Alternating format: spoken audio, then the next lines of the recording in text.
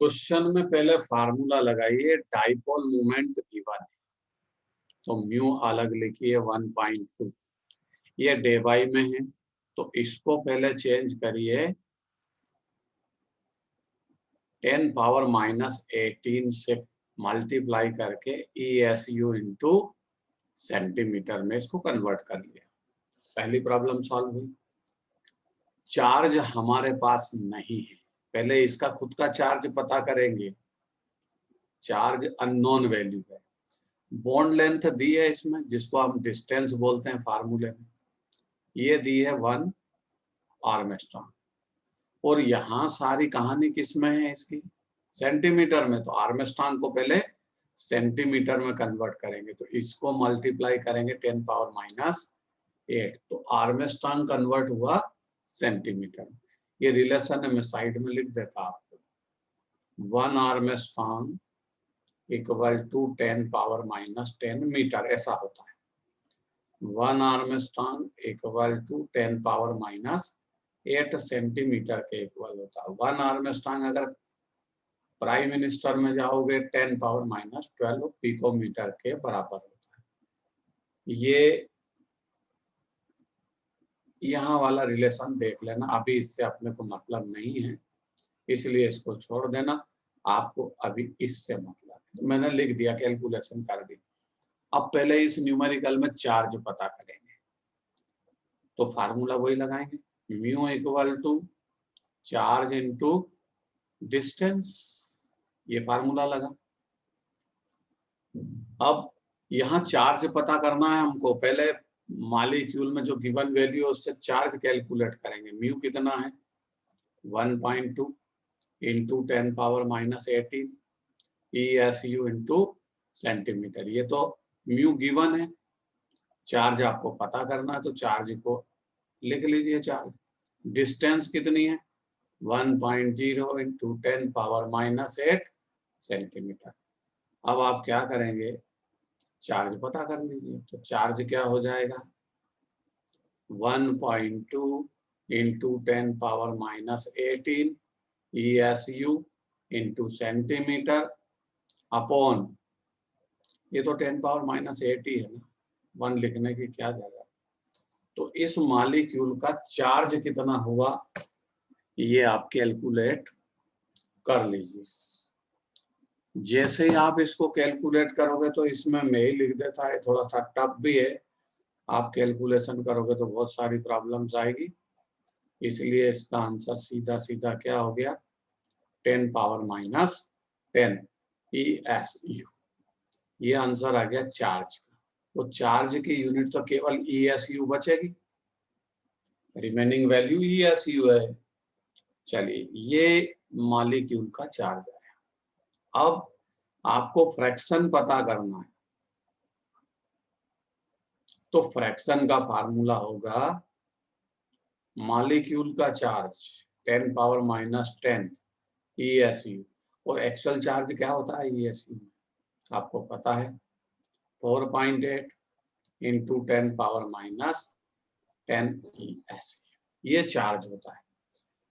अब इसको सॉल्व कर लीजिए और मेरे को आंसर बताइए कि कितना % इसका आंसर आएगा। स्पीकर अभी ऑन मत करिए, इसको सॉल्व करके मेरे को आंसर बताइए कितना % फ्रैक्शन होगा, रेशो परसेंटेज में आएगा, बोलिए।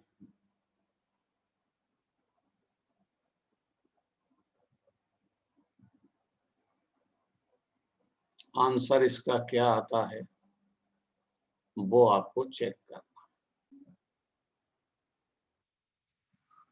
1.84 डिवाइड, लिखा, कैलकुलेट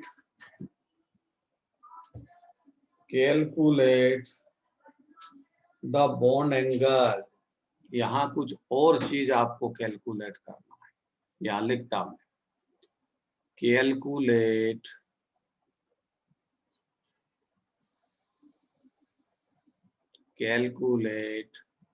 बॉन्ड एंगल, ये पता करना बिटवीन HOH, ये बॉन्ड एंगल आपको पता करना। In water molecule, in water molecule, water molecule का बॉन्ड एंगल पता करना, HOH।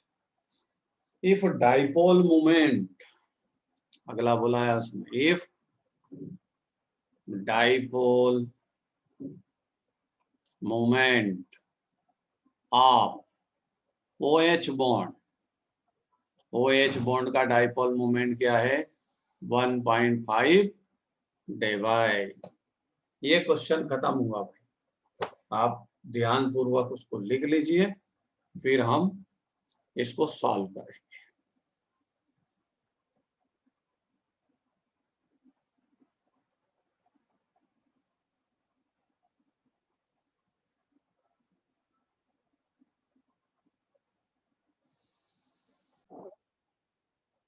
सबसे पहले आपको पता करना है, बॉन्ड एंगल पता करना है, तो पहले फार्मूला यूज करेंगे। OH बॉन्ड का बॉन्ड एंगल दिया है, कल आपको एक फार्मूला समझाया, म्यू रिजल्टेंट, वाटर का मॉलिक्यूल ऐसे होता है, ये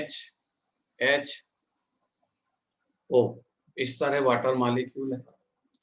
वाटर मॉलिक्यूल में यहाँ पर आपको ये पता करना है, ये वाला बॉन्ड एंगल, कि इसके बीच में बॉन्ड एंगल कितना है।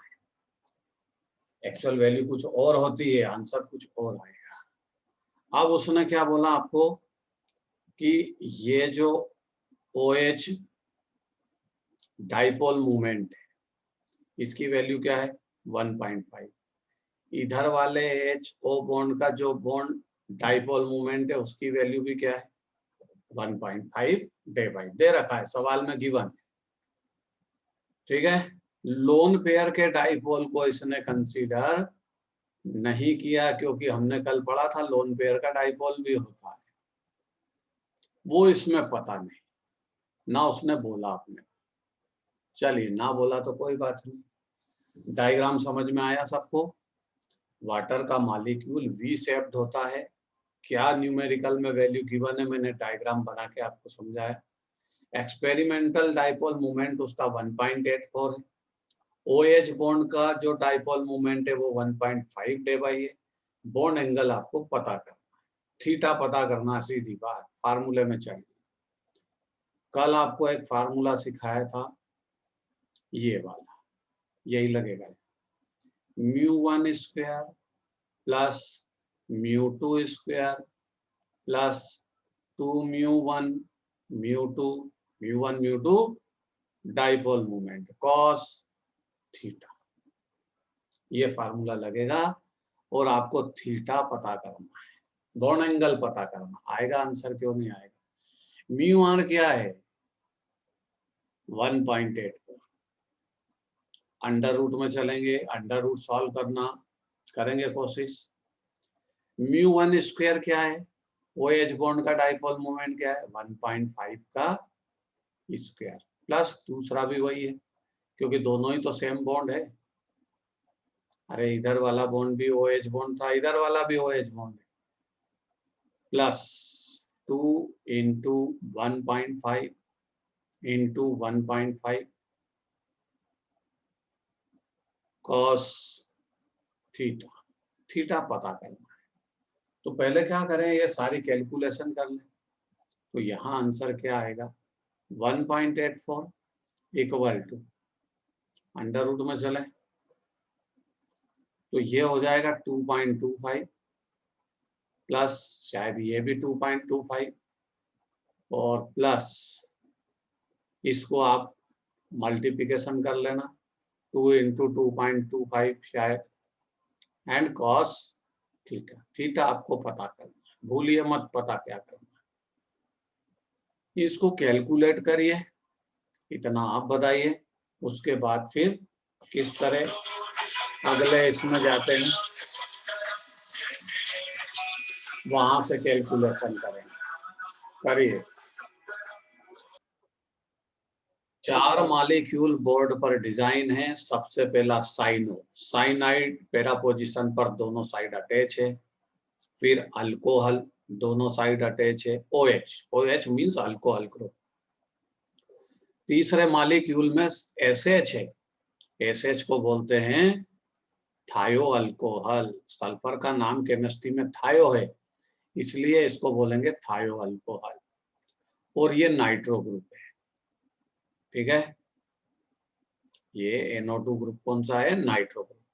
आपको आंसर देना है कि इसमें से कितने कंपाउंड का डाइपोल मोमेंट 0 है और कितने कंपाउंड का डाइपोल मोमेंट 0 नहीं है। Contain dipole moment 0 are not. 4 अलग अलग कंपाउंड है, इनमें आपको आंसर देना है। और आंसर जब आप देंगे तो 2 मिनट का आपके पास समय है, 2 मिनट का आपके पास समय है। इसमें ट्राई, चलिए पहला डायग्राम बनाएंगे। पहले मॉलिक्यूल का जब आप डायग्राम बनाओगे तो वो एक्चुअली ऐसा डायग्राम है। हमने तो सबको एक जैसा बनाया था स्टूडेंट को कंफ्यूज करने के लिए, लेकिन पहला डायग्राम ये है। साइनाइड ऐसे लगा है, पैरा पोजीशन पर साइनाइड ऐसे लगा। इसके डाइपोल मूवमेंट की डायरेक्शन डाउन वर्टिकली है, जितना भी होगा वो किसी भी वैल्यू में हो कोई फर्क नहीं पड़ेगा। और इसके डाइपोल की डायरेक्शन ऐसे होगी, कार्बन टू साइनाइड, यहाँ कार्बन है, carbon two cyanide dipole movement ऐसे अपर साइड होगा। कितना होगा? जितना डाउन वर्टिकली था, क्रॉस होकर के 0। इसका डाइपोल मूवमेंट 0 है। दूसरा मॉलिक्यूल बनाते हैं जिसका डाइपोल मूवमेंट 0 है। ये ऐसे NO2 लगा ऊपर और कार्बन से नाइट्रोजन का डाइपोल की डायरेक्शन अपवर्ड, जितना भी हो इस डायरेक्शन का ऐसा। ये डाइपोल दोनों इक्वल अपोजिट है, क्रॉस होकर के होगा 0। डायग्राम बदलेंगे, क्वेश्चन बदलेगा, डायग्राम बदलेगा। ये कौन सा मॉलिक्यूल था? फर्स्ट। और ये कौन सा था? फोर्थ। आंसर करेक्ट ये है कि केवल फर्स्ट और फोर्थ का डाइपोल मोमेंट 0। इन दोनों मॉलिक्यूल, सेकंड मॉलिक्यूल का डायग्राम बना था वो बदल जाएगा, क्योंकि एग्जाम में वो कंफ्यूज करेगा आपको, एक्चुअल डायग्राम नहीं देगा। ऐसे होता है वो OH। ये तो वो थायो अल्कोहल है, उसका बड़ा ब्रदर है, उसका डायग्राम भी ऐसे ही हो। ये सल्फर, हाइड्रोजन इधर जाता है, इसका सल्फर इधर, हाइड्रोजन इधर जाएगा। अब देखो ये एक दूसरे को क्रॉस तो ना कर पाएंगे, कैसे? ये OH का डाइपोल इधर ऐसे चलेगा, इसका डाइपोल ऐसे चलेगा, इन दोनों का रिजल्टेंट यहाँ कहीं होगा। तो म्यू नॉट इक्वल टू 0 कुछ ना कुछ होगा, क्योंकि ये एक दूसरे को क्रॉस नहीं करते। इसकी भी कहानी ऐसे ही है, ये भी एक दूसरे को क्रॉस नहीं, रिजल्टेंट डाइपोल इस साइड का ही होगा, बट नॉट इक्वल टू 0 कुछ ना कुछ होगा। तो ये डायग्राम बना के आपको वो कंफ्यूज किया था। आंसर आपके सामने है, यही इसका करेक्ट आंसर है, नोट करिए। ये AIEEE का क्वेश्चन था, आपको सॉल्व करा। ठीक है, अब हम स्टार्ट करेंगे कि परसेंटेज ऑफ आयोनिक, किसी भी कंपाउंड का परसेंटेज ऑफ आयोनिक, किसी भी कंपाउंड का कैलकुलेट करने का एक फार्मूला और है इस दुनिया में, जिसको किसके बेस पर हम पता करते हैं? इलेक्ट्रोनेगेटिविटी के बेस पर। दोनों एलिमेंट की अगर आपको इलेक्ट्रोनेगेटिविटी गिवन है तो आप आयोनिक कैरेक्टर को पता कर सकते हो कि how many percentage ionic in molecule. तो फार्मूला क्या है सुनिए, 16 into del x plus 3.5 into del x का स्क्वायर। इस फार्मूले से हम किसी भी मॉलिक्यूल का आयोनिक परसेंटेज कैलकुलेट कर सकते हैं। एग्जाम में आपको उलझाएगा, बोलेगा नहीं आयोनिक परसेंटेज नहीं, मेरे को तो कोवेलेंट कैरेक्टर बताओ कितना है। तो आयोनिक कैरेक्टर पता करना, 100 से माइनस कर देना, कोवेलेंट कैरेक्टर उस मॉलिक्यूल का आ जाएगा।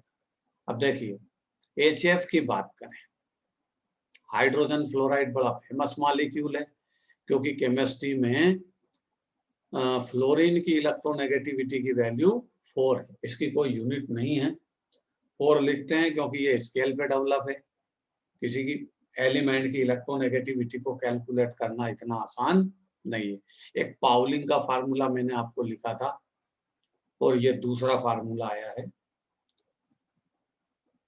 इसमें इलेक्ट्रोनेगेटिविटी न्यूमेरिकल में आपको गिवन जाएगी। हम HF मॉलिक्यूल का आयोनिक कैरेक्टर पता करेंगे। क्यों आयोनिक कैरेक्टर आया इसमें? अरे HF बॉन्ड तो कोवेलेंट बॉन्ड था, हाइड्रोजन ने अपना इलेक्ट्रॉन यहाँ पार्टनरशिप में रखा था, एक फ्लोरीन ने रखा, लेकिन फ्लोरीन की इलेक्ट्रोनेगेटिविटी की वैल्यू हायर है, और कितनी है 4.0, इसलिए फ्लोरीन बेईमानी करता है और पार्टनरशिप के इलेक्ट्रॉन को अपने साइड डिस्प्लेस कर लेता। क्या हो जाएगा? स्लाइटली नेगेटिव, इसको बना देगा स्लाइटली पॉजिटिव। ये तो पॉजिटिव नेगेटिव हो गए, और पॉजिटिव नेगेटिव हो गए तो ये तो पोलर्ड कंपाउंड हो गया। और जैसे NaCl, Na+Cl नेगेटिव, तो ये तो आयोनिक कंपाउंड है ना। अरे पॉजिटिव नेगेटिव जहां हो जाते हैं वो आयोनिक कैरेक्टर होता है, तो हो तो गए HF पॉजिटिव नेगेटिव, इसी का नाम इसका आयोनिक कैरेक्टर है। पोलर नेचर का जो भी मॉलिक्यूल होगा वो पहले हैप्पी बर्थडे के दिन से कोवेलेंट बॉन्ड का फॉर्मेशन करता है, लेकिन इलेक्ट्रॉन डिस्प्लेसमेंट के कारण उसमें आयोनिक कैरेक्टर की एंट्री होती है। कितना परसेंट आयोनिक कैरेक्टर है ये आपको बताएगी इलेक्ट्रोनेगेटिविटी। हाइड्रोजन की इलेक्ट्रोनेगेटिविटी 2 होती है। चलिए अब आ जाइए percentage of ionic NHF, percentage of ionic in HF molecule equal to क्या बनेगा 16, वो तो फिक्स है फार्मूले में, उसके बारे में मत पूछिए ये क्या है। डेल एक्स क्या है समझ लीजिए, डेल एक्स है difference of electronegativity of both elements. समझिए ध्यान से क्या लिखा है मैंने। डेल एक्स का मतलब है दोनों एलिमेंट की, दोनों एटम की इलेक्ट्रोनेगेटिविटी का डिफरेंस। सिंपल सा क्वेश्चन है, आपको पता है डिफरेंस कितना है, 4 - 2 मतलब 2, तो यहाँ ला करके डेल एक्स की वैल्यू रख दीजिए 2।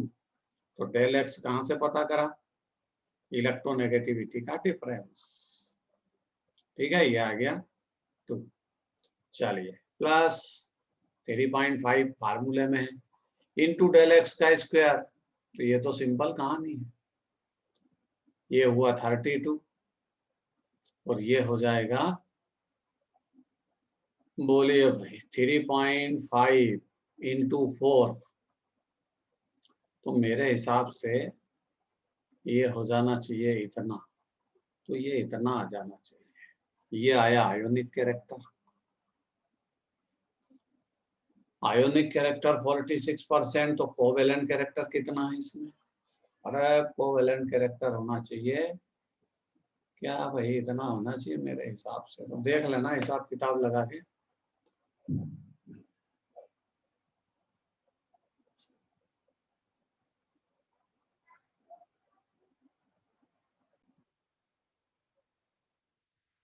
Electron pairs, according to this theory, electron pairs, whatever bond pairs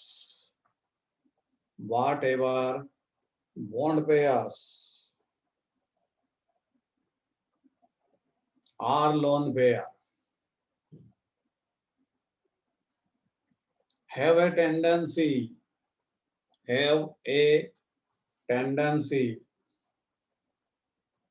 to move, MOVE, as far apart, to move as far, FAR, as far apart from each other as possible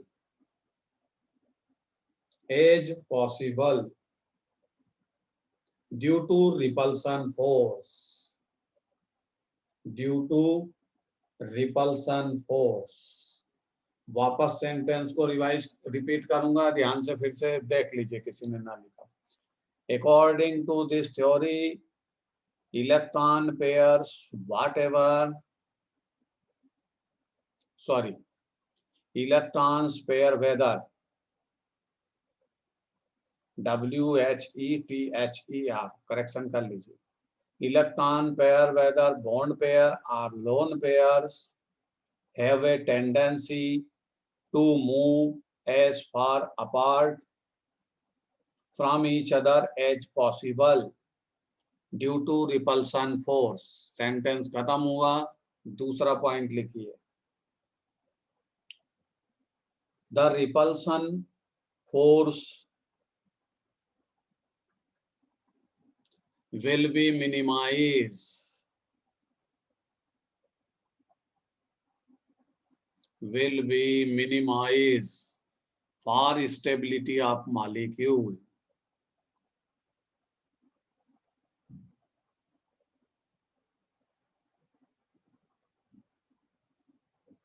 Third point,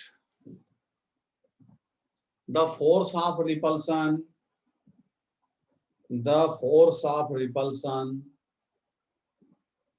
between lone pair and bond pair is not the same, is not the same। Bond pair lone pair के बीच जो repulsion है वो कभी भी same नहीं होता।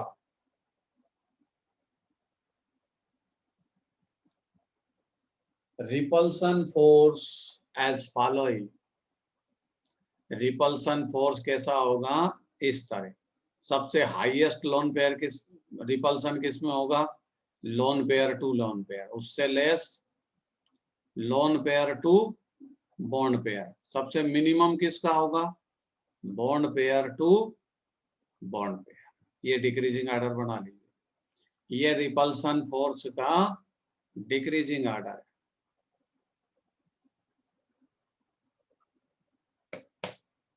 Repulsion force का ये डिक्रीजिंग ऑर्डर है।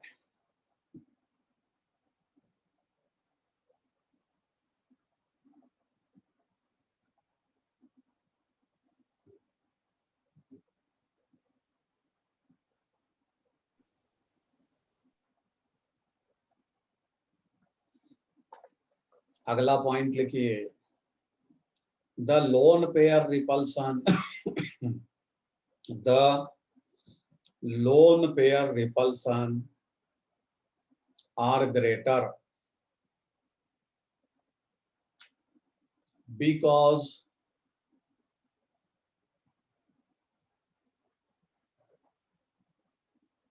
they are influenced, because they are influenced by only one nuclei, influenced by only one nuclei। It means they are connected with central atom and their nuclei।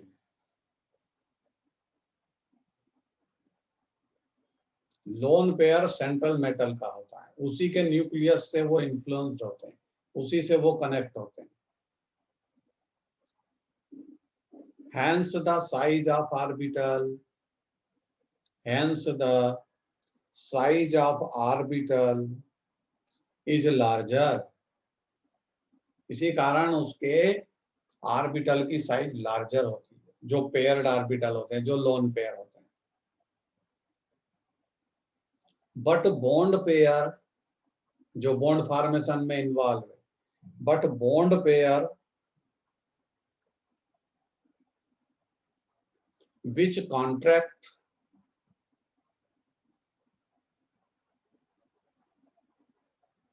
Due to influence of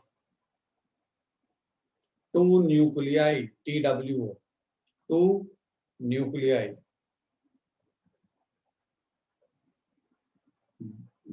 but a bond pair with contracts due to influence of two nuclei. Bond pair दो nuclei के बीच में होता है, जितने atom उसमें involve है उनके बीच में होता है, तो कम से कम बॉन्ड फॉर्मेशन में दो एटम तो होंगे।